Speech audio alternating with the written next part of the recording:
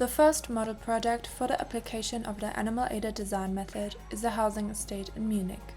2 new apartment buildings with kindergartens on the ground floor were built on a semi-public green space of a residential complex from the 1960s.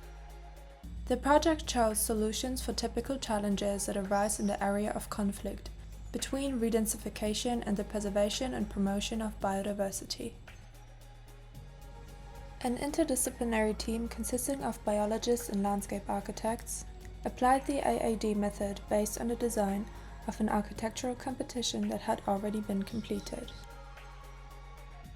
To the south, directly adjacent to the project area, there is an allotment garden site with 45 gardens, which is part of a local green corridor. 4 target species were selected whose habitat requirements were taken into account in all phases of their life cycle, both in the planning and construction of the buildings and in the design of the open spaces. In addition to nesting opportunities, daytime and winter quarters for the target species, particular attention was paid to the food supply. The unsuited area was greatly reduced by the construction, so special attention was paid to the right plant selection and design for the target species in close cooperation with the landscape architecture. It was also important for the target species that the trees and shrubs in the peripheral areas of the inner courtyard should be preserved.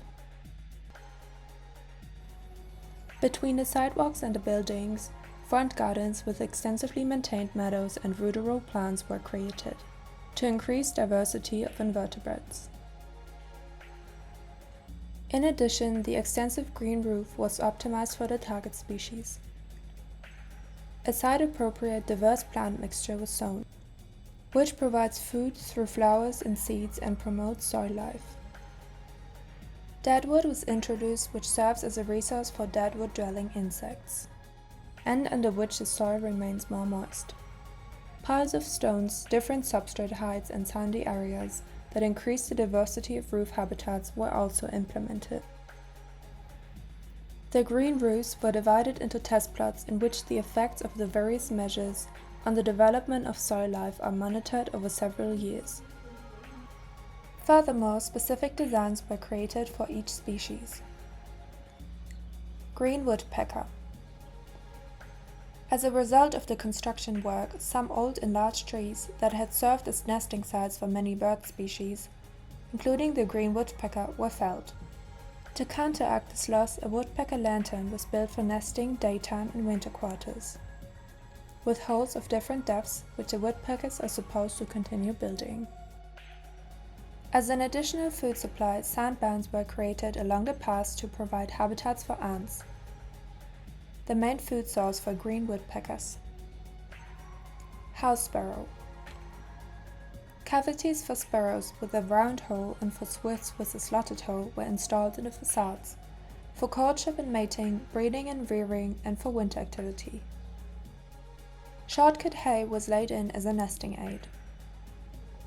To combat parasites, dust baths were created on the roofs for the house sparrows. Pipistrelle bud. For breeding, mating, and winter activity, different roosts were integrated in the facade. A day roost was integrated under the sheet metal covering of the building's attic in the form of a gap in a wooden board. An additional food supply was provided by night-blooming wildflowers, perennials, and shrubs to encourage invertebrates. A row of trees was planted along the public path in the southern part of the public area, the linear structure of which would serve as orientation for the hunting bats. Brown hedgehog. For breeding, rearing, and as winter quarters, a hedgehog drawer was installed. It is a wooden box integrated into the facade of the kindergarten's tool shed. Wood cuttings and leaf litter will be left and piled up under the trees and shrubs, and the project area is additional roosting and feeding habitat.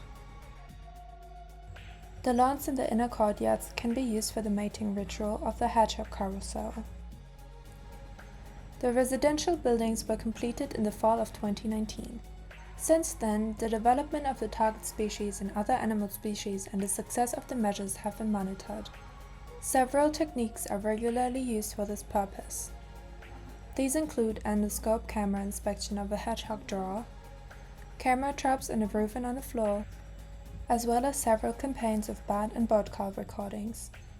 The bird species in the immediate vicinity were also recorded.